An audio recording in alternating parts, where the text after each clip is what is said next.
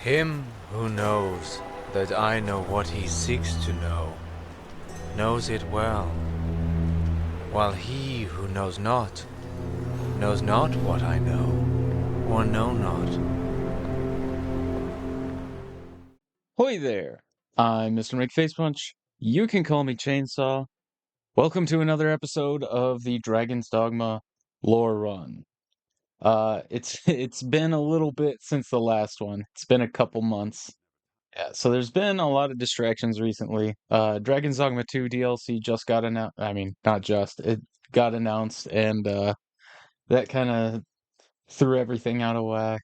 Then before that, I was doing other stuff. I was focusing on the narration of the beginning. So we've just been kind of busy. We left off by talking to everyone in the Duke's domain.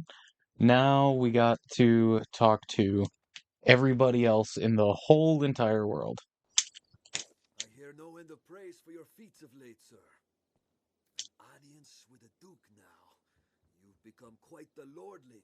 Impressive, really. Have your pick, any you like. Yeah, we're so impressive right now. It's really funny because if you don't pay attention, it's really easy to just assume that your character isn't super duper important. But like if you actually talk to everybody, you're already a legendary figure. And we're just now meeting with the Duke, you know? Yeah, what else does Aslan have to say? Fellow would be smart to getting good with you right about now, huh? Just a jape, friend. Just a jape. Have your pick, any you like. Just a jape. Ho ho ho. Okay, so this is Meredith. We've talked to him before, but he's about to give us a very load-bearing set of dialogue. So we're gonna go ahead and get him out of the way. Most folk think of the Arisen appearing in times of war. You guys hear that? Most folk think of the Arisen appearing in times of war. It is common to the Dragon's Dogma worldview not that Arisen come with the dragon, but in times of war. Or when there's a dragon about. Like now, I suppose. He says it like it's an afterthought. Like the common assumption is that the dragon determines who is and is not Arisen. That is not the case. That has never been the case. It's literally an afterthought when thinking about Arisen. They always appear in times, or they're most people think of them as appearing in times of war. Arisen come even in times of peace, or so I hear it told. And then Arisen come in times of peace, but that's more rare. So primarily thought of coming in times of war, secondarily in times of like when there's a dragon, and then even in times of peace. So if you've been around for the lore run, you know I've said it a lot of times. There's a lot of different things. The thing that makes somebody Arisen is their will. We had the Dragon Forge literally tell us that. Um, but this even elaborates on that a little further. So the Dragon Forge says that when a man's spirit gives rise to action, he becomes arisen. The idea behind the dragon is that it is a challenge that you are forced to face. I mean, you're not really forced to face it. Like, you're not literally forced to face it, but the dragon gives you every reason to face it. So then because you face that challenge, it bolsters your will, and then that strengthens your spirit. In times of war, it's the same thing, where the challenge bolsters your spirit, you become arisen. In times of peace, that's crazy. Like that would have to be incredibly self-motivated, and that I mean, obviously that would be super rare. Seems once the pawns say a fellow's an Arisen, it's so. But what measure do they use to judge by, I wonder? Okay, so once the pawns say a man's arisen, it's so. That is because he says, I wonder what measure they judge by. they judge by your level of will. We learned that in the very beginning of the game. The Legion craves a will that's strong enough to guide them. It's interesting that he uses the pawns as like we can't really know if a guy's arisen, but if he has pawns, like if the pawns say he's arisen, he's definitely arisen because the pawns aren't they don't have any reason to fake anything. The pawns literally just need the will. They're just drawn to the will, and if you don't have that, they're not going to pretend that you do. So once the pawns are like, yeah, this guy's arisen, that's like, yeah, no, he for sure is. So, random line from Meredith, super load bearing on the worldview. I wish that dumb dragon would die already. Well, that's not very nice, but he will. I just heard about you from a guardsman. Said you even got the Duke thinking you're the Arisen. By the Maker, you even got some simpletons to pretend to be your pawns. You make a fine Arisen. Might even take the dragon if you put your mind to it. Aye, they say she understands worm speak, the dragon's own tongue. Oh yeah, I accidentally triggered the witch hunt quest earlier. Mason. Aye, I know the man. He's at 6s and 7s with that salvation lot you hear talk of these days, though he's not quick to share the details. There's precious little I can say on it for certain. He brings rumours from the neighbouring lands, and I repay him in old war stories. That's all. Oi, friend. I lie you. Here for a tale from my younger days, perhaps. Truth be told, I was a sellsword in my youth. Stood watch while strongholds and castle walls were built. Lent my great sword to the great goblin purge of 20 years back, I did. So, what say you, friend? Eager to have me join you on your worm hunt? So there was a great goblin purge 20 years ago, and our Smith here helped out with that. Do you know of that tunnel deep in the quarry south of here? It's more a monster's nest than aught else by now, but there was a time it housed a treasure worthy of legends. Least I seem to recall hearing aught to that effect at some point. The sad ruins of a dead castle stand to the west of the southern tip of Grancis.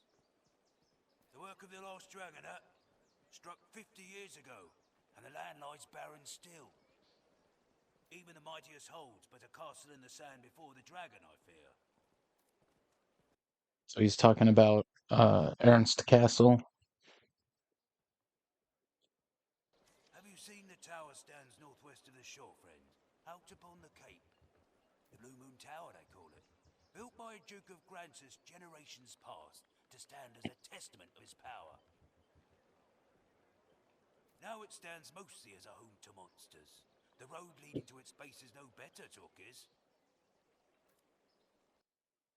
So this line is actually a little confusing from R. Smith because Blue Moon Tower is older than Gran Soren, which like the whole peninsula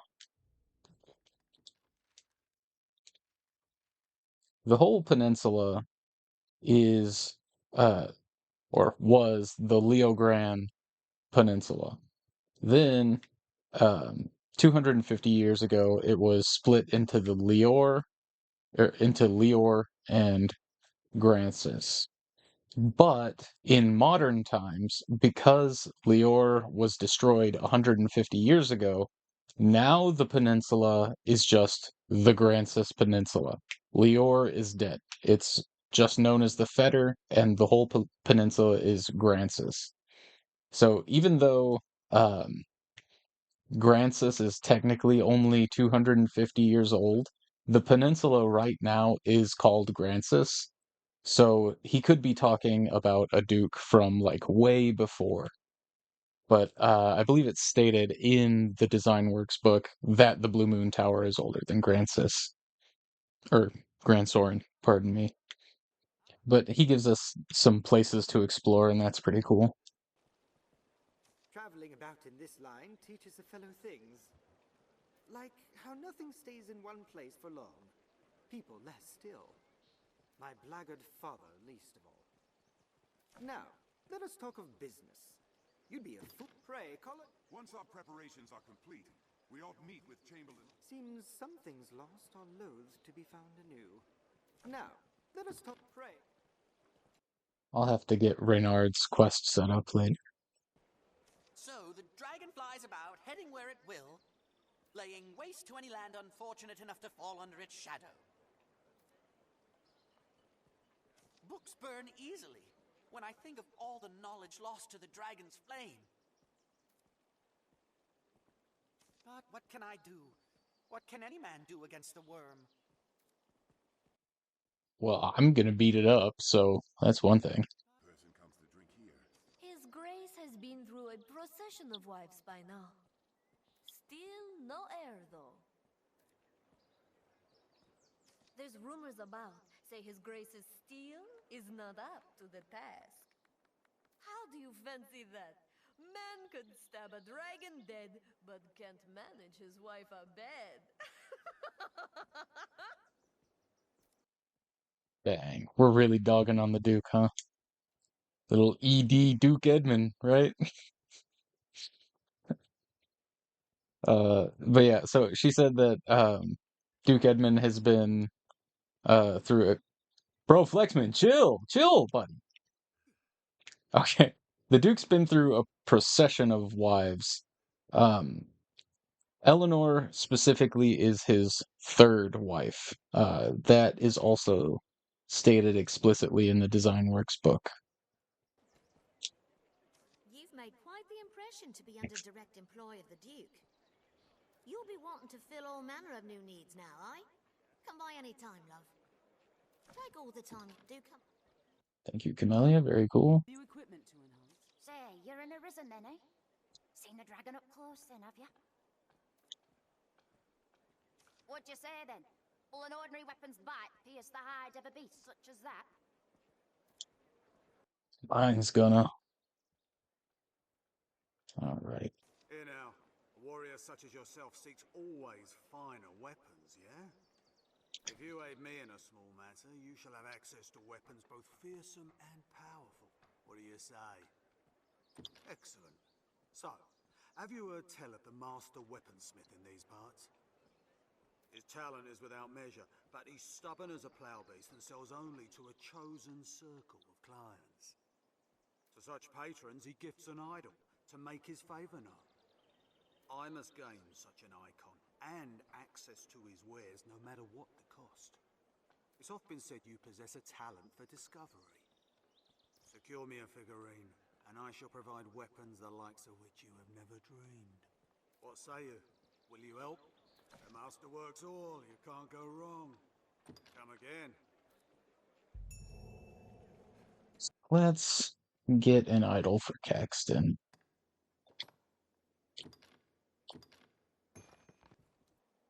An idol by the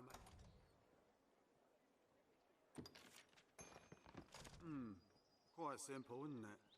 But no matter. I shall make for the weaponsmith with all speed. Your efforts will not go unrewarded, Arisen. When next we speak, you shall find my selection quite more to your liking. Okay, so in the beginning of our lore run, we started looking at equipment details and stuff like that. I'm gonna save that for a little later. We have enough other stuff to do. Yo, Howland, what's up? I hear tell most of Cassidy's escaped the Dragon's Rock. Perhaps the rumors have some truth to them after all. They say the worm's more capable than just any wild beast, and picks its targets like apples from a tree. It's also said that after each attack, the beast takes shelter, biding the days until its strength returns. Could mean we needn't worry on another dragon strike. For a time, at least. Thank you for the insight, Howland. Name me Craven if you like, but the first sign of that dragon and I'll shed my armor and be off like the wind. His Grace once bested the dragon, you know? But time and prosperity have made him soft, and his esteem among the guard falls with each passing day. I'm not the only guardsman who harbors thoughts of desertion. We're all just biding our days. That gives you kind of an insight onto the view of the guard for both the Duke and their station. Business with the guild, sir? The Pawn Legion are without self, void of any independent will. We bear no desires, no ambition, naught which impels humankind to aggrandize the self. And so humankind has taken to using us, else shunning us entirely, but always making clear distinction between our kind and theirs. Some of our number have suffered terribly at the hands of man. But even such abuses rouse no hate, no rage within us, for there is none to rouse for good or ill. Our kind can learn and grow, but our hearts, such as they are, remain ever constant. A pawn ne'er doubts, ne'er betrays. And so we are seen as convenient tools of war. That is the office we occupy at present. In that, at least, we have found rest, or stability, perhaps. We exist in equilibrium with humankind. So Barnaby gives us a little more insight into pawns. What news from the castle? Any word of those allied forces' arrival? As I hear it told, the only capable sword come from afar is Sir Julian. A man of his talents may well be given command of the whole to the north. Then there's that woman knight. Mercedes, was it? I've heard men speak of her beauty. Less so her hand with the blade. A smith worth his salt can read a man's skill from the state of his weapon. Yours speaks well enough of you. So he gives us a little insight on Julian and Mercedes and what the guys think of them. Julian is just about the only capable sword, and Mercedes is, well, bleeding she-goat, and nobody likes her. They think she's pretty, and that's it. And like, even in her bio, like, she it's never said that she's like really good with a sword, or she's an exceptional warrior. Nothing like that. It's just she has passable skill. It's like, oh man, poor Mercedes. She's a nice girl, but like, yeah, she's definitely in over her head. I shall never forget your kindness, as long as I draw breath, Arisen. Many friends remain at the abbey I left in the west. It will take more than a dragon to scare them off, or me from this place. Good job, Hilda. You're so brave. Saw a storm once, what had purple lightning. 'Twas the dragon's mischief, I thought. Some fancy scholar came after with a talk about clouds and air and what you have. I made the lad stop before the maker struck him down. Josias is silly. Truth be told, any talk of the dragon sets me on edge, it does. The lightning's purple. It's the dragon. All right, buddy. Ooh, Marn the Swift. Me? Oh, no one of import, sir. Just an humble messenger is all. Time was I could run here to the manse and back in a single song. But age has settled in my bones, and such days are long behind me. Time was, the Duke would hold the most fantastic balls at the manse. But that was back when his grace was, of a healthier temperament. Time works a cruel magic on even the greatest of us, eh? I've not always been the old man you see before you. I was once hailed as the greatest messenger in all Grancis. They named me Morin the Quick, and sang of my deeds in every keep and alehouse. Marn the Quick. I called him the Swift. There was even a time, you know, I spent my nights at the manse, stealing kisses from a nobleman's daughter. There's a secret corridor to the place, you see. Just the thing for late-night mischief.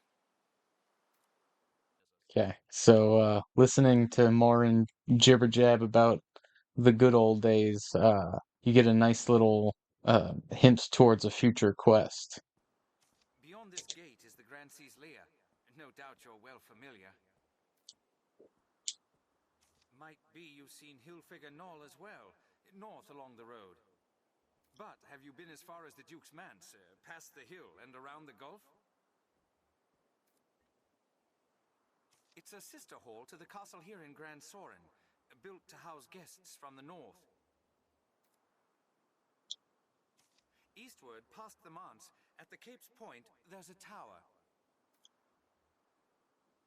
For all its size and grandeur, there's not a man knows when it was built, or why.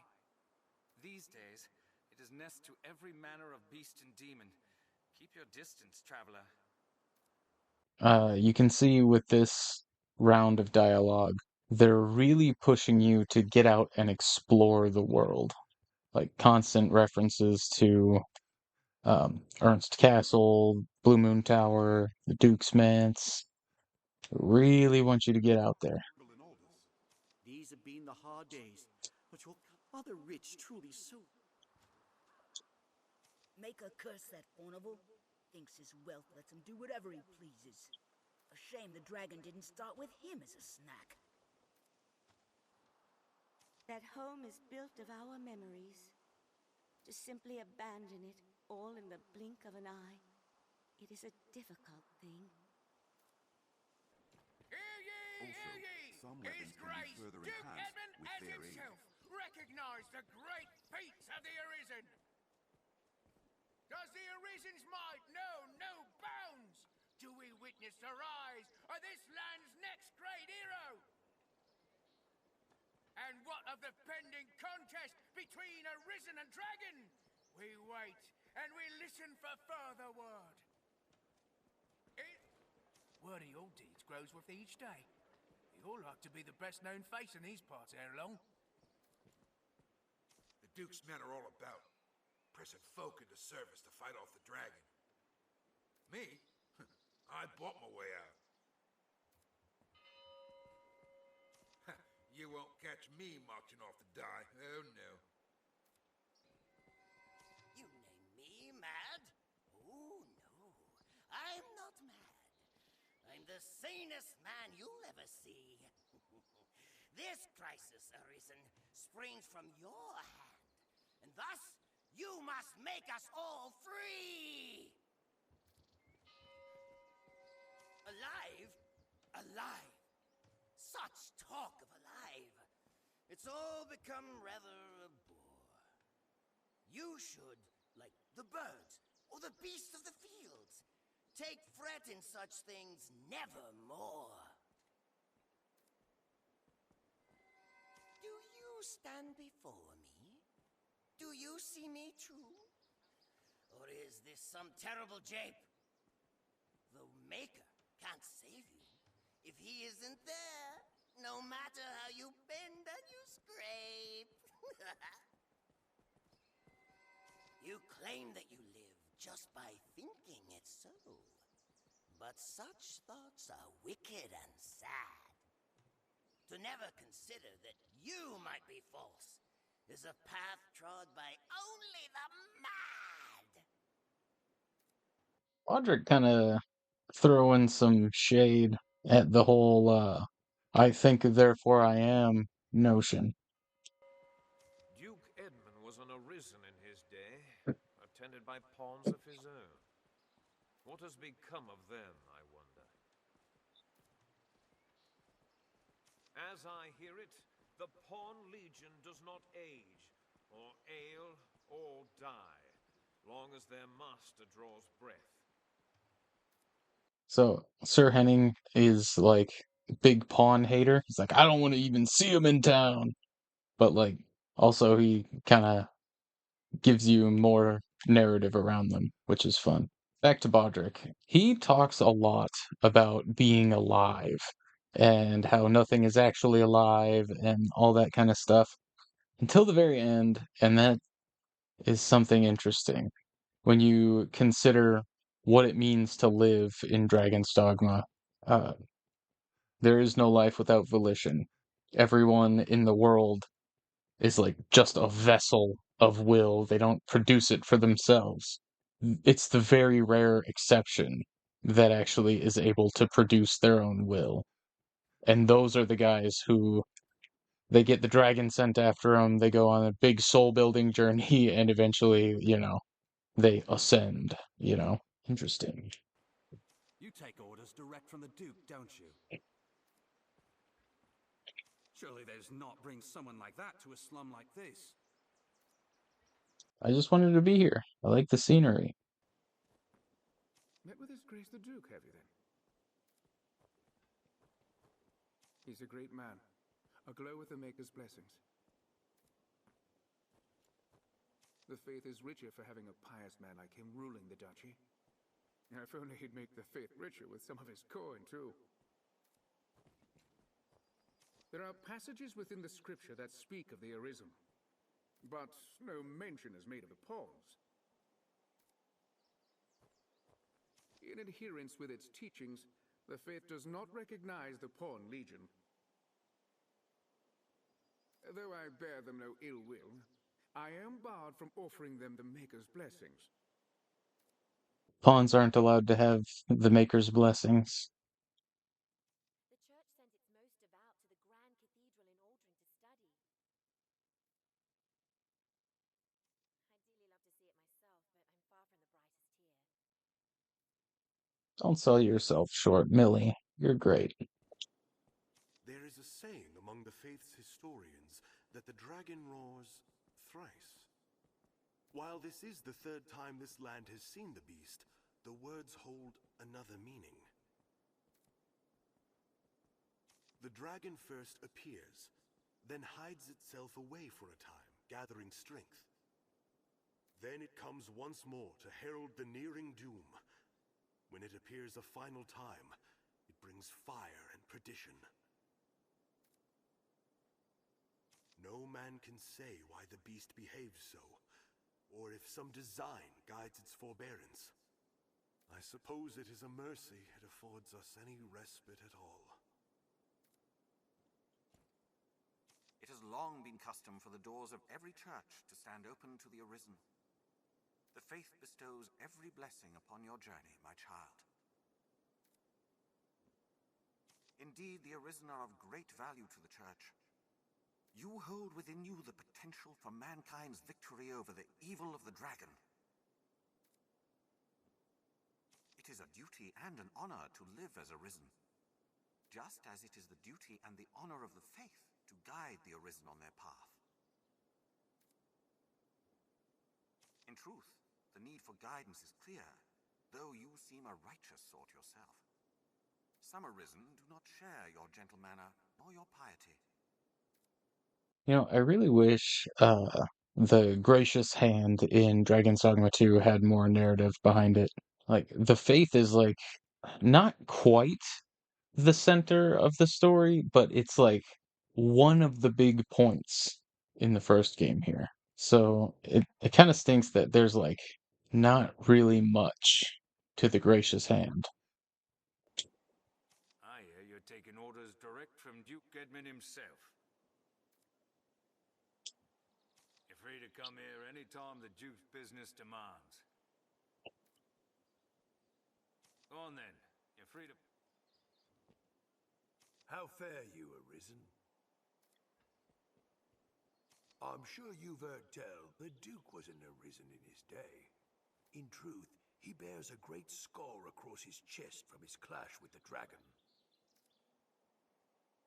How a man can slay a dragon exactly is well beyond my ken, but just knowing it can happen sets my blood ablaze.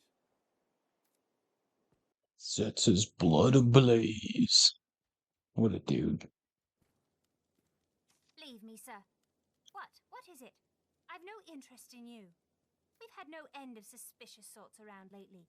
People like you. 'Tis dreadful dull. We're gonna save the side quests till we have more of the dialogue out of the way. The lot of us guards won't hold the city an hour once the dragon shows. You're of Cassidus, aren't you? Do you return there often?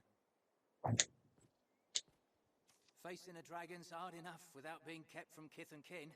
Or a lover, what's more. So true. You get me, Sir Albert. You definitely get me. A one-eyed giant lurks outside. Well, thanks for the update, but I was trying to talk to this guy. The dragon appeared out of the clear blue sky, then vanished. Not so much as a scale seen since. Were I one to wager, I'd say the beast lurks somewhere in the mountains to the north. It flew off that direction anyway, and I doubt it circled back without us noticing. There's a barber shop. All eyes are on you, Arisen. Why not give him aught to look at? You're serious at heart, so perhaps you might allow a little whimsy into your manner. Devin's out here doubting my whimsy. That is wild. Aye, times are dark, but this drudgery's worse than any dragon. We can't change fate, but we can change our hair, eh? Let's live while we're alive. So, fancy me shop, Arisen? What will it be today, You know, I might as well go ahead and get my summer cut on, you know? Done. This shop will see to your hair. Should you be Alright. Thanks, Devin. I mean, we should probably talk to this guy. You know more of the witch? Rumors swirl of late, most on how she speaks with the dragon, consorts with them more like some say. Others claim she summoned the worm herself. Whatever the case, we could do worse than seek her counsel if she knows aught of the beast. Speak with the soldiers to hear more of the witch. Even now they mount an expedition to find her. So we can kind of see people just looking for a target for their anxieties. And they're tossing him on, well, the witch is dead, but Celine. It's all her fault. She summoned the dragon. She has nothing to do with anything. She's just like chilling out, making booze in the woods. And everybody's like, she's calling the dragon! Bunch of goobers. You've spoken to Bodrick? Or heard him, more like. The way he talks all in verse like that? Some days I take him for a prophet. In truth, Bodrick frightens me. I'm a simple woman, unschooled in the arts, and yet... Oh, yeah, we have to talk to, Mountebank. The Duke's gone well and truly mad with his business of researching the dragon. Sure, there are writings of the sort left in ruins and the like. But who's to say who wrote them, and for what purpose? The most of them are fiction and fancy, pure and simple. Some self-important bastard with a bit of learning strings together a few lines, and there's your precious text. A piece of friendly advice? Forget the Duke, and bring any text of that sort to private collectors. You'll be far better rewarded that way. Mark my words. I'm sure you'll find out anytime. Thank you for your insights, Mountebank. Pleasure as always. Hi, Madeline. Hail, Arisen. Looking dour as ever, I see. Thanks. I've a proposal that might put some cheer in those cheeks. Will you hear me? Ah, it pains me to hear that. The offer could well have served us both. You'll find naught but the finest wares here. Thank you very much. My earlier proposal yet stands. Will you not hear it? Well, it's like this. A peddler is only as good as her suppliers. For my own part, being both clever and beautiful, I've little trouble keeping an inventory. But contentment leads to failure, so I seek new weaponsmiths to supply my shop. I have a certain one in mind, a man of singular talent, but caustic temperament. Much as you, in truth. The smith refuses audience with all but select clients. And upon such clients he bestows an idol, so as to prove his favour. If I can recover such a figurine, I would have singular right to peddle his wares in these parts. There is no cost I will not bear to gain this icon. So what say you, Arisen? Will you retrieve an idol for me? This is a job most suited to your talents. I pray you will not... You'll find naught but the finest wares here. You'll find... Thank you very much. As to where you might happen upon a figurine, I know not. As they are meant for the weaponsmith and his patrons, you might speak with one such as them. You should bear in mind the idol may come in several different forms. Maker knows why the smith does so, but that's as the stories tell. You'll find not... Thank you very much. Might as well grab Madeline and Idol too. Ah, an idol! Wonderful! I was right to trust in you for this. This is the icon bestowed upon only the most valued of customers. I expected something more impressive.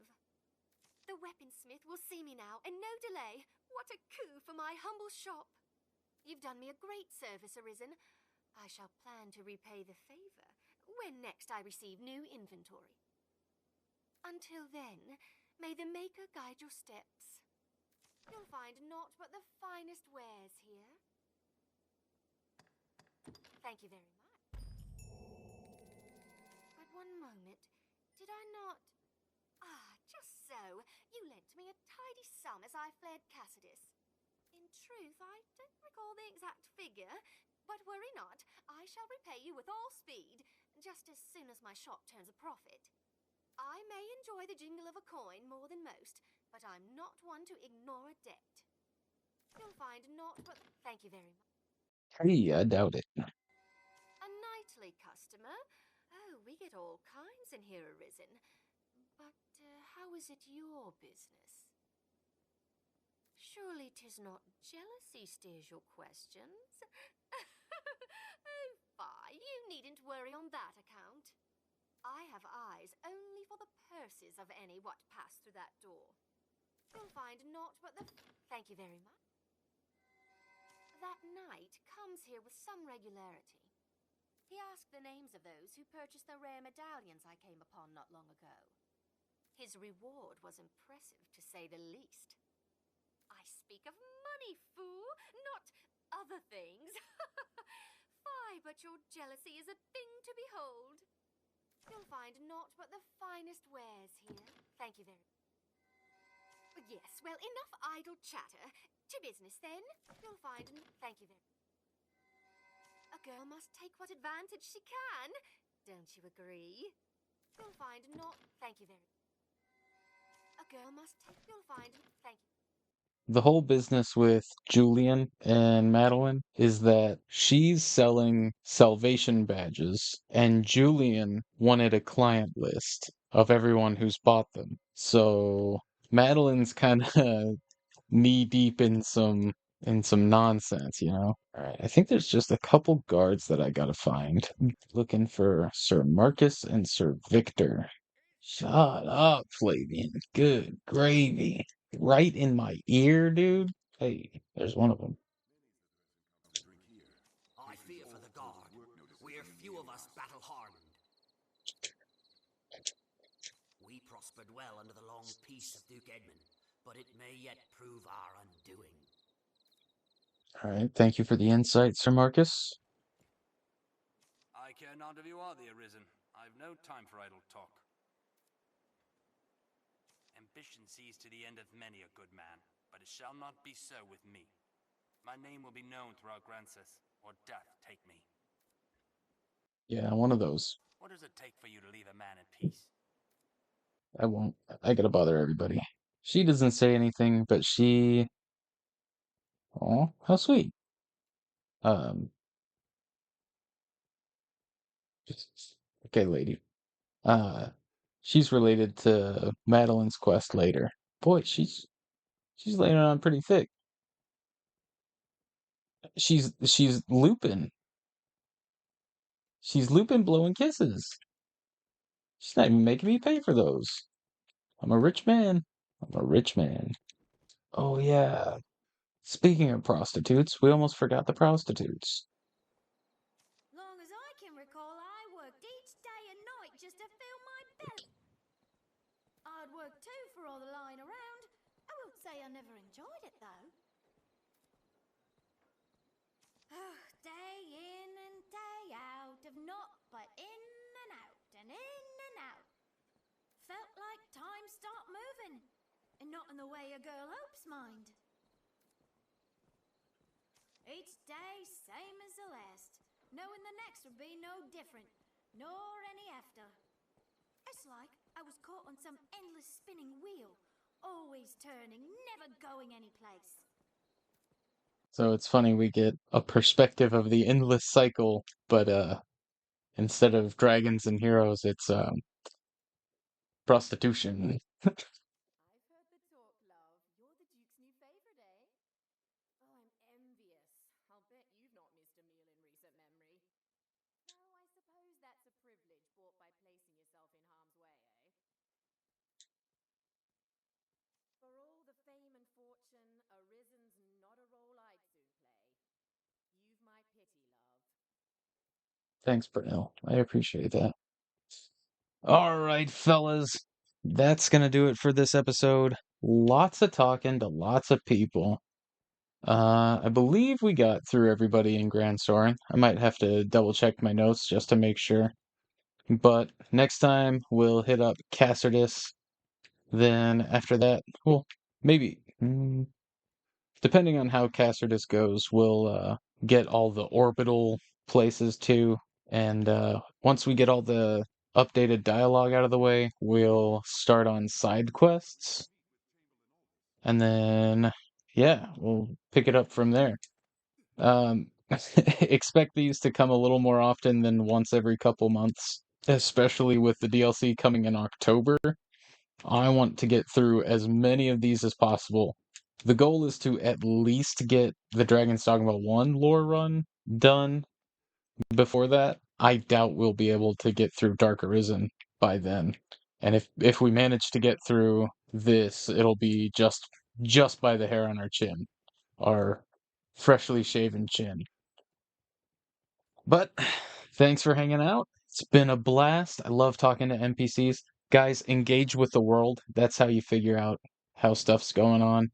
Or just hang out and watch these. That's cool too. If you ever want to like ask me anything, shoot me questions, DMs are open, or just drop a comment. But either way, see you in the next one. Till next we meet, one foot after the next. Come what may.